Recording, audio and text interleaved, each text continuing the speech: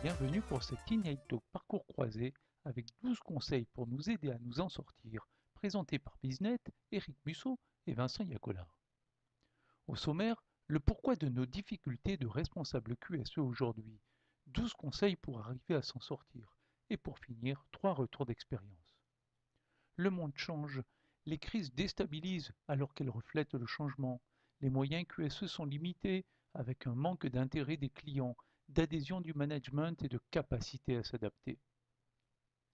Le monde est VICA, volatile, incertain, complexe et ambigu, en mouvement perpétuel, licenciement, délocalisation, avec des composantes complexes de finances, macroéconomie, géopolitique. Mais comment s'en sortir? Premier conseil, positiver. En adoptant la psychologie positive, en suivant la route qui nous est tracée, transformant les écueils de la vie en opportunités, acceptant les aléas du quotidien.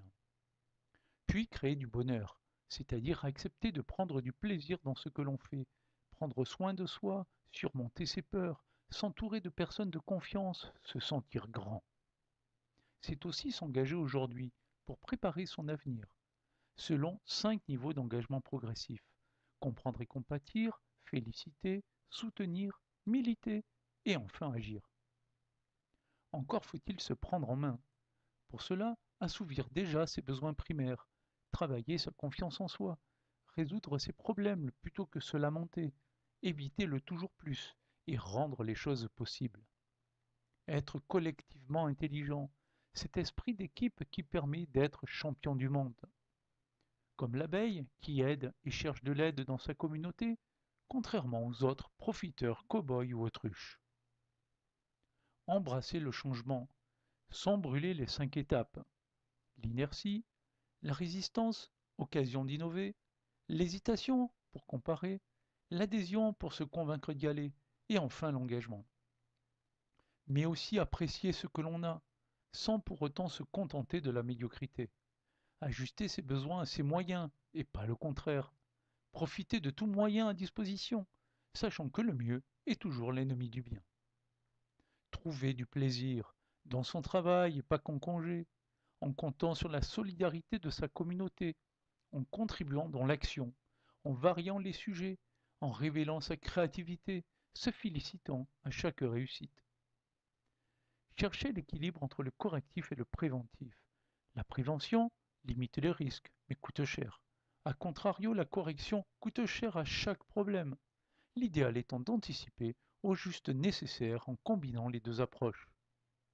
Avoir des projets permet de donner du sens à sa vie, mais aussi d'élargir le champ des possibilités. Ça donne l'avantage d'exploiter toute opportunité, de voir plus grand, de dépasser ses angoisses. Le mal du siècle est bien le manque de communication. Se parler est vital. Au-delà d'échanger, se parler, c'est aussi questionner. C'est découvrir son interlocuteur.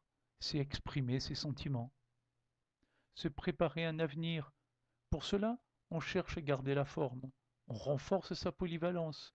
On construit de quoi subvenir à ses besoins futurs. On doit donc en permanence décider et être capable de se projeter dans le futur. Passons au retour d'expérience. Le premier sur les facteurs de motivation et ceux de non-insatisfaction. Mieux vaut commencer par résoudre ces insatisfactions, pour ensuite assouvir ces leviers de motivation. Le deuxième, c'est décider, j'arrête de râler. On râle soit parce qu'on se sent victime, soit par passion.